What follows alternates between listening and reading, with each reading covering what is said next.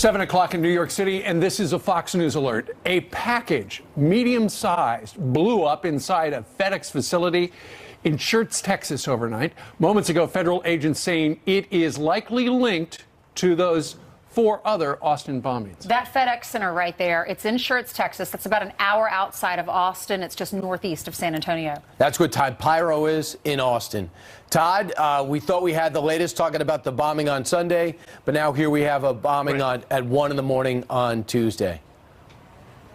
Exactly. I mean, all of our live shots that we set up earlier today were all about this Austin bombing. And then, what do you know? We get this information just within the last couple of hours on the bombing there in SCHERTZ. Let's tell you what our affiliate there in that SCHERTZ area is letting us know about right now. That package blew up when moving from an upper conveyor belt to a lower conveyor belt just after midnight. It reportedly contained shrapnel and nails. You will recall that there were also reports of nails in the tripwire bomb that went off right where I am standing here in Austin. A woman who works at that FedEx facility was not hit by shrapnel, but did get a headache from the blast. She is expected to be okay.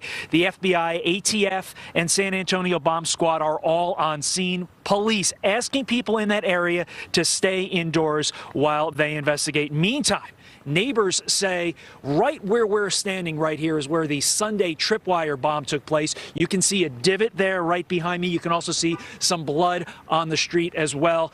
The Austin American-Statesman, the local paper in the area, says we are going to stop it. That is from law enforcement. And really, law enforcement said 2 very interesting things yesterday. Yes, they do believe that this is a serial bomber, and specifically, they do believe that he has taken his deranged acts to the next level. Well, he and his friend were riding a bicycle about a block from their house. It was so dark they couldn't tell, and they tripped and set off this explosion. Didn't see it. It was a wire, and it blew up.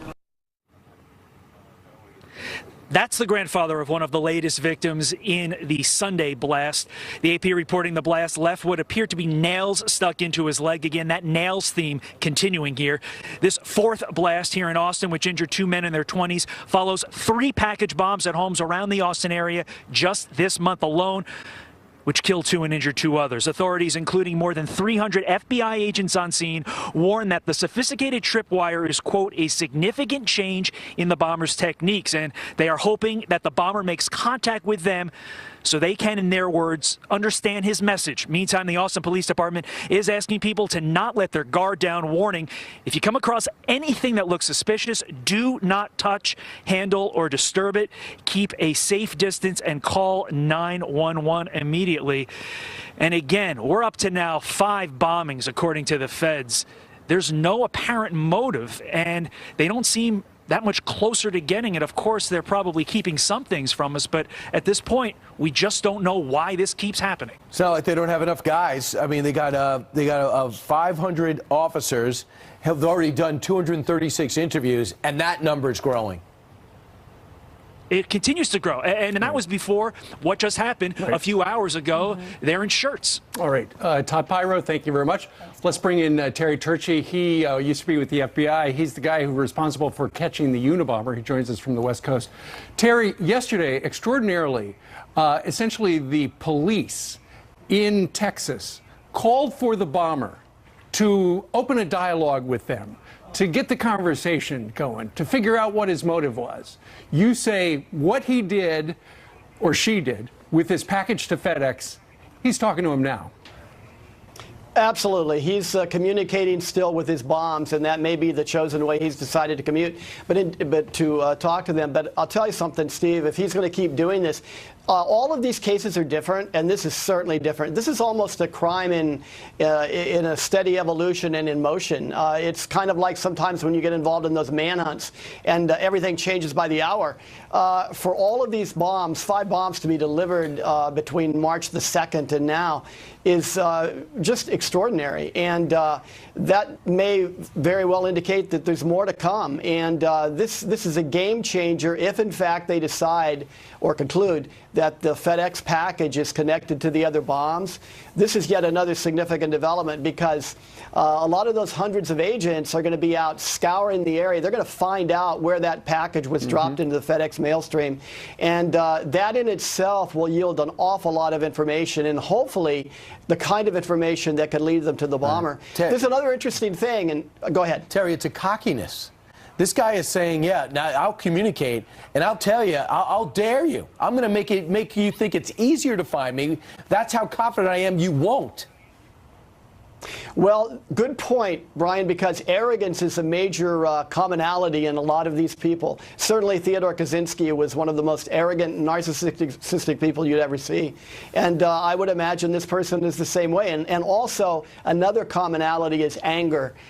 So anybody looking at all of this and thinking about trying to kind of be creative in their thinking, and looking at everything the police are saying, should really start to wonder if they know someone who's kind of suddenly vanished from the scene, has missed work for days, or hasn't acted right. I mean, any little piece of information now could help bring all this together, because it's so fast-moving and there's so much that's going on out there. Terry, the Unabomber took 18 years for you guys to catch him. So in this case, people want something to happen fast. I used to live in San Antonio. My friends are texting me saying, we want to catch this guy. They're telling their kids now who love to open packages, don't get near them. From a psychological standpoint, in your experience with the Unabomber, what do you think? Why did we go from what appeared to be a hate crime, a sick hate crime, because he was targeting people that that were minorities, and then it went to a different level, and now he's targeting and evoking so much fear in families by hitting FedEx. So it's coming through the mail now. It's not just an unmarked box on your doorstep.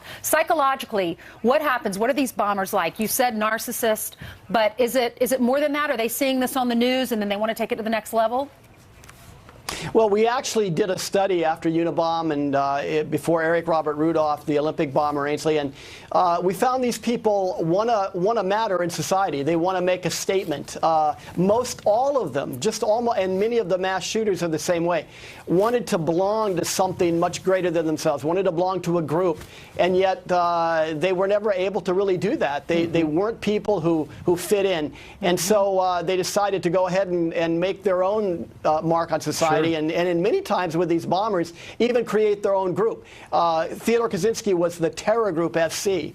A guy out here in the Bay Area who's on the top 10 list, Daniel Andreas San Diego, was the Revolutionary Cell. Eric Rudolph was the Army of God. And so you get my point. This guy could very well eventually communicate, and we may have him tell us that I'm a group such and such. But sure.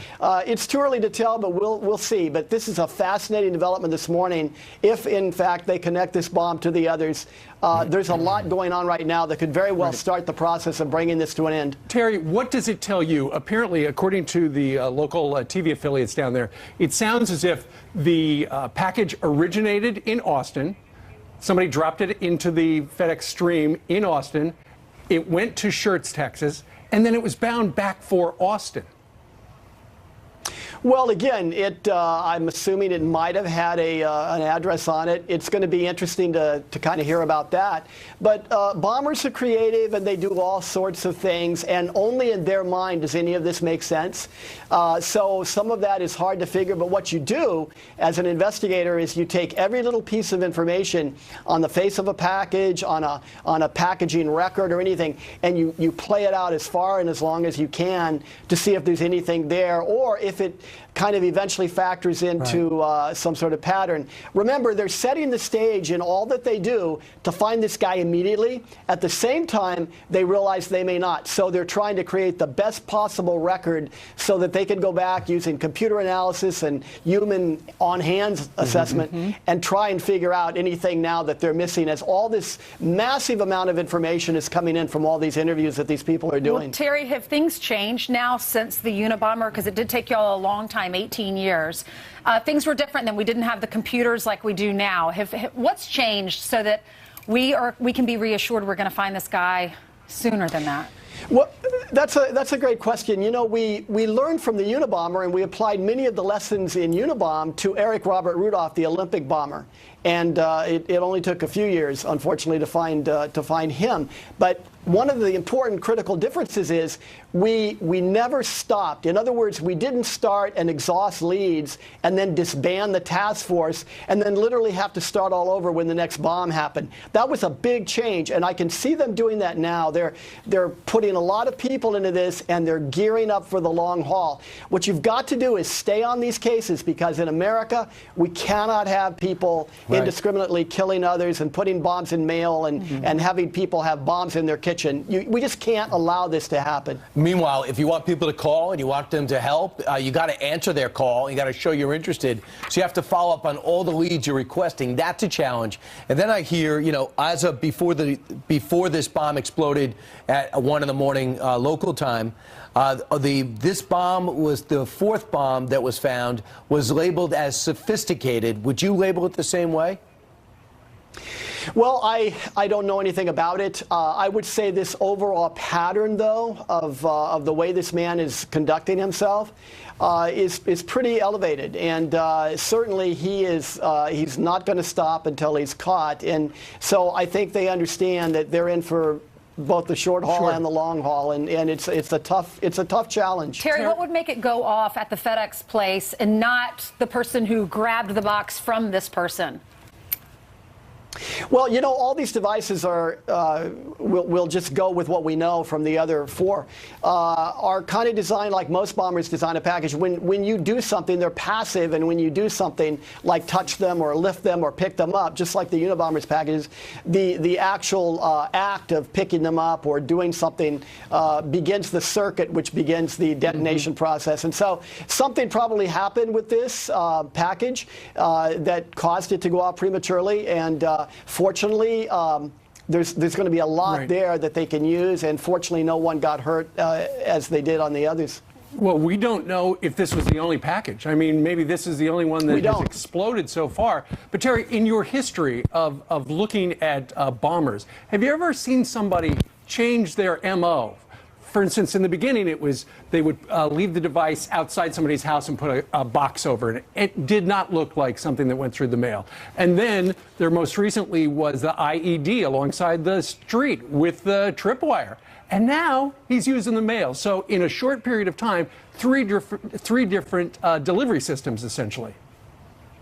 Well, actually, we did see that in Unabomber. You know, he placed half of his bombs, half of his 16 devices, and he mailed the other half. And he was always changing up kind of the methodology and the kind of the lure to attract somebody to do something with the package so that it would explode. So in this instance, I'm not tremendously surprised or taken aback by this. It's kind of normal to see people as they learn more to escalate their the sophistication of their bombs. But in his case, it looks like a lot of these bombs, or maybe all of them, were probably built before he started this. And what he's escalated, or what he's changing, is he's changing the environments and the means by which he's getting these bombs to his targets. So, Terry, I'll let you work your contacts and continue to take a look at this. Thanks so much for joining us today as we try to examine the 5th explosion in Texas, in and around the Austin area. Thanks so much, Terry. You're welcome.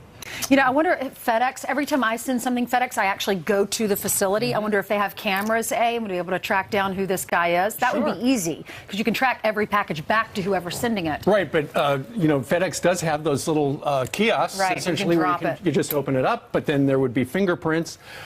You know, right now they're trying to analyze all the stuff that they've got. You know, there are nails, there's metal shrapnel, there are parts of boxes, there could be handwriting on the label, and ultimately they do know exactly who that package was intended to, who was the person. And the lady who said she had a headache because she was there at the FedEx facility. Yeah, maybe. So if that means she didn't have nails in her body, maybe that means it didn't blow up completely. I mean, apparently it was a percussion thing. It was like nearby. Right, but maybe they can look at the box, because you can't get fingerprints if it's exploded already. All right. Maybe, well, you know, they can.